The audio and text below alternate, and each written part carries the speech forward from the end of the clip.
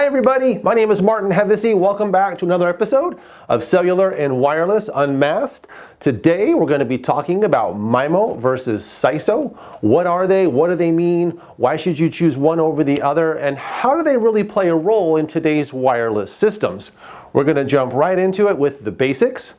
MIMO, SISO. In their simplest terms, SISO just means single in, single out. MIMO means multiple in, multiple out.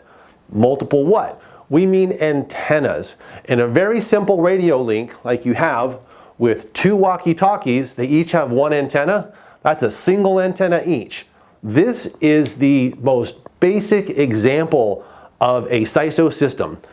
There's one radio link, one wireless link between each of the transmitter and receiver, whichever one's doing the transmitting and receiving. That is SISO. Now when you talk about MIMO, and there's a lot that goes into MIMO, multi-in, multi-out, you'll see on wireless routers they'll have 2, 4, 6 antennas. That's an example of a MIMO type of a transmission scheme. I even have this wireless modem here which we use, and it's got 2 antennas. It's a MIMO setup. And what is MIMO and why would you choose MIMO over SISO? Okay, so let's talk about why you would choose MIMO over SISO. What are the factors that go into that decision? There really are 2 main factors. When you're looking at a system, if you have unlimited budget and you want the best performance, you go MIMO. And we'll talk about how MIMO affects the system and how it increases their performance, how it increases your coverage and gives you better data throughput. But if you're looking at a system for a building where you just want to make a phone call, you want a simple system, public safety radio, DAS networks, those are SISO in nature. There's not a big thirst for data on those. They just want the radios to work. Those are almost always a SISO system. And just adding a layer of coverage to a building via BDA or a simple DAS, SISO works just fine in most cases. Now, if you're looking at a very large DAS in a high-profile area like a stadium or an arena or an event center where people are going to be scrutinizing the data throughput, you might want to go MIMO. But MIMO, meaning multiple in, multiple out, means almost everything in your network is going to double by at least 2. So you'll have 2 radios, you'll have 2 antennas, you'll have 2 separate pathways. So when you consider MIMO, it can get very expensive. So you want to consider your budget and what are the end goals of your RF network. Now, one of the reasons MIMO helps, there is a cellular technique called receive diversity. In a cellular network, you have a small handheld device, you've got your phone, and it connects to a large tower, and these large towers put out between 30 and 60 watts. That's a lot of power. Your phone puts out about a half watt, a quarter watt. That's really an imbalance. So what they call these systems, they call them uplink limited. The uplink from your phone to the tower, that's the limitation of how far that tower can actually cover. Now, that light signal that goes from your phone back to the tower, if you don't employ some type of receive diversity, you're going to really make that link tough. Receive diversity meaning MIMO, you're going to have more than one receive antenna. What you'll see at a cell tower is, a whole array of antennas. They do that for different bands and different technologies, but almost every antenna in use has at least 2 elements. At least it's a MIMO on the receive. And what that does is it allows for 2 pathways for that signal from your mobile to get up to the tower. And I'll show you how that's going to affect the reach of the tower and improve that signal. So how does receive diversity, MIMO technique, give you more coverage? What you have to understand are how frequencies propagate, how a radio wave propagates through space. If you look at the frequency, they propagate as sine waves. This is not an exact sine wave, but it's good for our demonstration today. You have high points where you've got strong signal and you've got low points. You've got peaks and valleys. That's how radio waves transmit through space. If you're close to a cell site, if you're close to your transmitter and you've got really, really strong signal, MIMO and receive diversity doesn't really affect your link too much because you either have very strong signal or strong signal. This really comes into play at the cell edge where you've got weak signal and almost no signal. And being in the wrong place can really hurt your link. When we look at how does multiple pathways affect your coverage footprint, how you get more coverage out of it, I want to talk to you about situations some of you may have experienced. If you are in your car, you're listening to the FM radio, and you're kind of far away from the central tower, you might notice at a stoplight that your FM signal, the receive from the radio station, is a little bit fuzzy, and you roll forward a foot or two, all of a sudden it gets stronger. What happened? You were in a low point of that signal, you rolled ahead 2 or 3 feet, and now you're in a stronger point in that signal. Because of the way the waves propagate, if you're using a SISO service, single in, single out, most cars, FM systems are single in, single out, one antenna, you can wind up with this issue. You can be in an area where you're in a low point and you're stuck.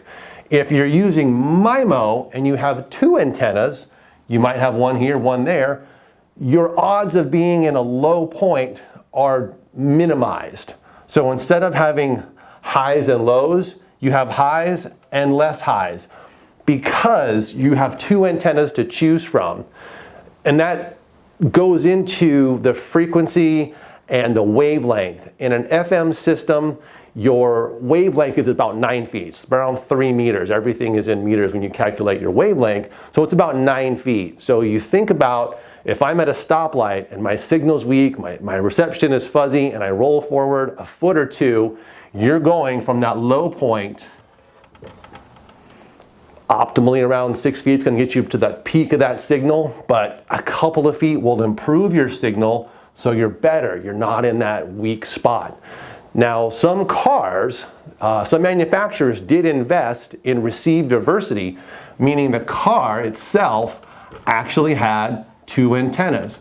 One here, one there, wherever they put them, they had what's called receive diversity in the car. And those cars were able to pull in stations from farther away than your average car with just 1 receive antenna.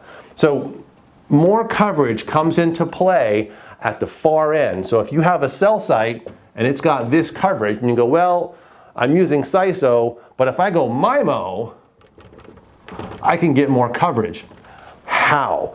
You look at this factor of highs and lows. If you're at the cell edge, you're at system sensitivity, right? If you have 1 antenna via SISO link, you might be in this low point more often. But if you have a MIMO link, you have 2 antennas to choose from, 2 RF paths. This minimizes it, doesn't eliminate it, but it minimizes it. And it gives you more often a better, stronger link, so you can push out your effective coverage radius a little bit farther. So using MIMO will give you more coverage per RF link. And that's why they use MIMO for receive diversity on cell sites. They want to maximize that reverse link from your device back up to the tower. So MIMO, using a receive diversity, gives you more coverage. Most cellular sites, most macro sites have a single transmit and multiple receive because there's so much power going down that really they need that boost coming up, and that's why they use receive diversity. Now, how does MIMO give you better data? With the advent of LTE and wireless data, even before in the EVDO and the HSDPA technologies, the first 2G, 3G data systems, MIMO started to become more of a hot button, and people wanted to use MIMO for better throughput. Like I said before, you'll see on some Wi-Fi routers multiple antennas, and the same type of modulation schemes and the same type of receive schemes in a MIMO network apply both to Wi-Fi and cellular. You get better data via spatial multiplexing. So what you essentially have when you have a MIMO system, multiple antennas, multiple on each end, receive and transmit, you have multiple pathways. It's like a highway. A highway from town A to town B is great if it's got 1 lane. You get 1 car going each way. If it's trafficy, the cars back up. If you add more lanes, if you add more antennas, then you're going to get more traffic able to get to and from town A and town B. And data is very similar in that regards. Think about it very simply. more pathways let you put more data through that RF link. Simple MIMO systems are 2x2, right? That's your most common MIMO scheme. You will see some systems that are 4x4 MIMO, but when you start to add more and more branches, your value quotient goes down. So you get a big boost from a 2x2 MIMO, going from a SISO to a 2x2 MIMO system. You get almost 3 dBs. You almost get twice the coverage, twice the boost. It's really effective. 4x4, yeah, you get a boost. If you go up to 8 or more branches, really you're spending a lot of money on more infrastructure, more antennas, and you're not getting a huge improvement in data throughput at that point. So 2x2 is most common. There are a couple that are 4x4. In the lower cost systems like a Wi-Fi router where you see 8 antennas, that's a little bit less costly to implement, so they'll do that. But in most cellular systems, 2x2 MIMO is the most common. Spatial multiplexing, giving you those multiple pathways to send data, give you the ability to send more data. And I want to talk about how all this kind of plays together and how it's used in 5G millimeter wave. Okay, in a previous video we talked about 5G, the different types of 5G, the sub 6 gigahertz 5G, and the good stuff, your millimeter wave 5G, the 29, 39 gigahertz frequency. So super high frequency, super big bandwidth. That's part of the reason why you see these huge data speeds coming to your phone. You see 1 and 2, 3 gigs, sometimes download speeds to your phone, this incredible data throughput through wireless technologies. That's achieved through something called massive MIMO. It's taking the MIMO concept and it's elevating, it's putting it on steroids, it's taking it to new heights, and they're pushing the boundaries. So looking at the term millimeter wave, what does it actually mean? That means the wavelength at these very high frequencies, these 29, 39 gigahertz 5G technologies, they're literally about a millimeter wide or a millimeter long. That is your total wavelength. If you divide the frequency, the calculation for your wavelength, your lambda, is equal to C over F, with C being the speed of light, F is your frequency. If you do the math at 39 gigahertz, they're very, very tiny wavelengths. So when you look at your average antenna, if you look at a millimeter wave site, your antenna is about 2 to 3 feet. It's not that big, but you can cram 32 by 32, 64 by 64, or even 128 by 128 elements inside, 128 elements in that one antenna, because your millimeter waves are so small, you can get them in there. The cost isn't that high because all the antenna elements are very, very tiny. MIMO, trying to do this at 800 megahertz would mean a ton of infrastructure and a ton of antennas. A full wavelength at 800 megahertz, 850 cellular, is about a foot. It's about a third of a meter. So you would need 32 1-foot antennas or half-foot antennas if you're going into a multiple of the wavelength.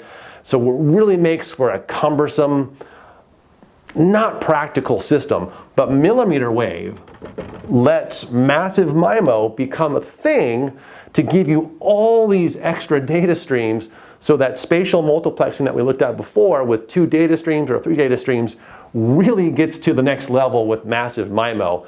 And that's how 5G technologies can deliver that ultra fast, low latency, just amazing data throughputs. And that is why you see MIMO used there. So in conclusion, MIMO, multiple in, multiple out, SISO, single in, single out. I hope I explained to you kind of some high-level concepts of why you use them. MIMO is great for data speeds, receive diversity for increasing your coverage. It gives you a little bit better coverage, gives you that stronger reverse link. SISO, single in, single out. SISO systems, I may be making it seem like SISO is a terrible option, but it's not. A SISO radio link with 2 phones or 2 walkie-talkies is a fine link. It works just fine. There's no problem with SISO. You get better coverage, better throughput with MIMO, sure, but the cost becomes prohibitive in some systems. In a lot of buildings that are considering putting a cell system in, a DAS, a distributed antenna system for cellular coverage, may want to go SISO. In fact, the vast majority of DAS networks inside smaller buildings are SISO. All you want to do is provide a system that lets you make a phone call effectively. SISO works great for that.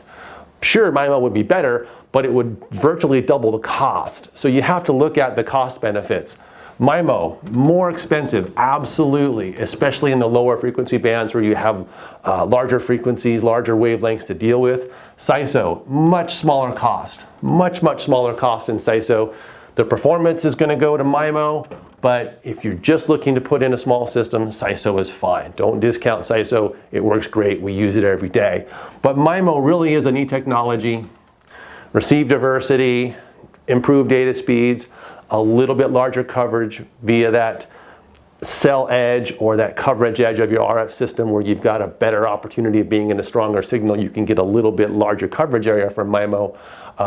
And that's really the basics of MIMO versus SISO. Any questions, guys, go ahead and put them in the comments below. Again, I'd love it if you subscribe to my channel. Any comments, any discussion points are great. Open it up and we'll talk more about it. And we'll see you next time on Cellular and Wireless Unmasked. Thanks for watching.